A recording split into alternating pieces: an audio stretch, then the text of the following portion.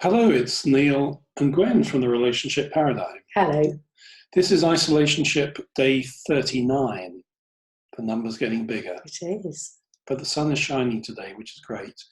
And topic for today is about irritation, and irritation segueing into criticism or blame.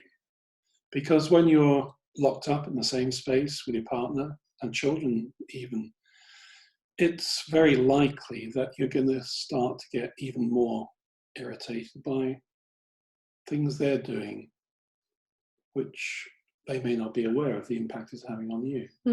Yeah, and I think these irritations, it's easy for these irritations to grow, and sometimes they're easy to ignore, and sometimes they actually can trigger maybe a bit of an explosion. Yes. So Gwen talked some days ago about the sink saga. I did talk about the sink and also acknowledge that the sink is like 300% better. Gosh. We've not had to have any conversations about the sink for 2 weeks, which is fabulous. And the key to that was me understanding what Gwen felt like when she got up in the morning and came down to a sink, which may be slightly less than perfect. So let's put the shoe on the other foot, metaphorically. And literally. And talk about Gwen's shoes. Okay, so tell me about my shoes. Well, Gwen has a lot of shoes. She's a lady after all.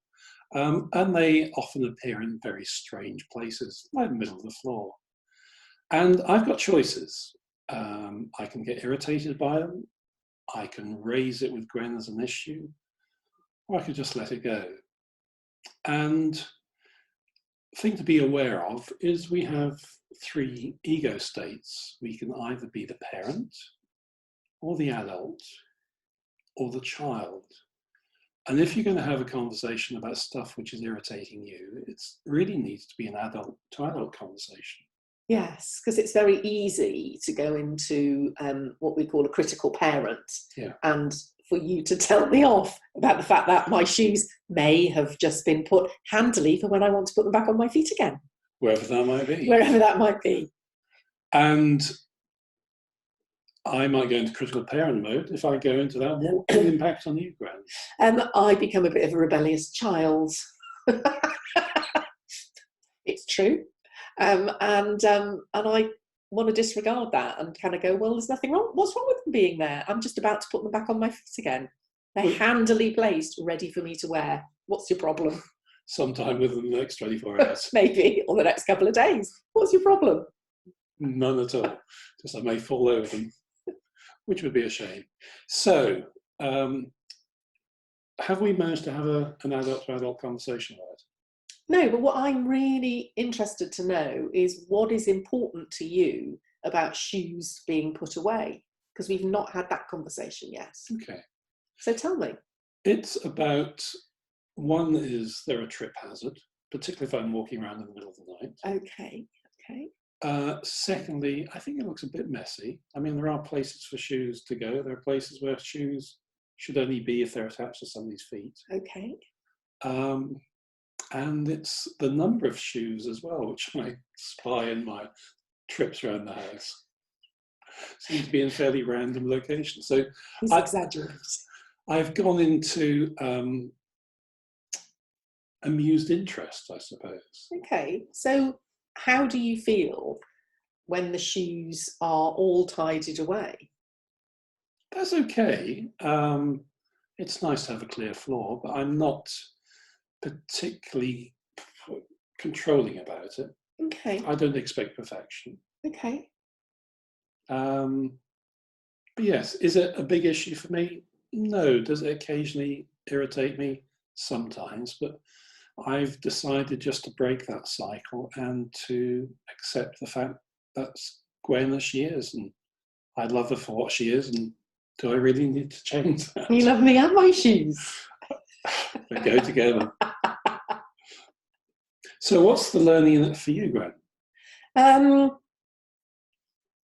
What is lovely to hear is that you love me for who I am, my shoes included, which is always nice to know.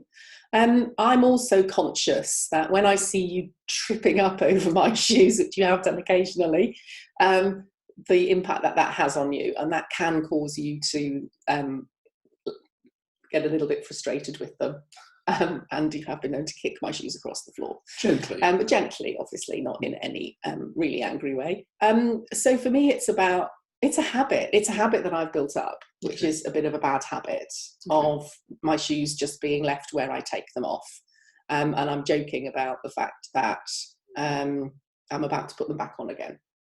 Yeah, so the important thing with habits is how well are they serving you? Yeah. And what impact are they having on other people around you? And if they're not serving both, then try and break the cycle. Yeah, which I am trying to. Yeah. And I have made a conscious effort not to leave my shoes lying around as much and to put them away when I've been taking them off. And it sounds like such a small thing. It sounds like such a silly thing about where your shoes are or is the sink clean. But they're these kinds of things that just build up and they become disproportionate in your relationship. And that's what it's about, isn't it? It's about talking about them and them not becoming disproportionate. Yeah, so talk about them in an adult to adult way. Yeah. Talk about them expressing your feelings rather than blaming or criticizing. Yeah. And also try and break the cycle. Okay. So remind me, how do you feel about my shoes when you see them on the floor? Sometimes I look at them with fondness. Sometimes I look at irritation, I suppose. Fondness and irritation. Okay. We want more fondness and less irritation. That would be good. Excellent. So thank you for watching. I hope your shoes benefit from this conversation, and we'll see you again soon.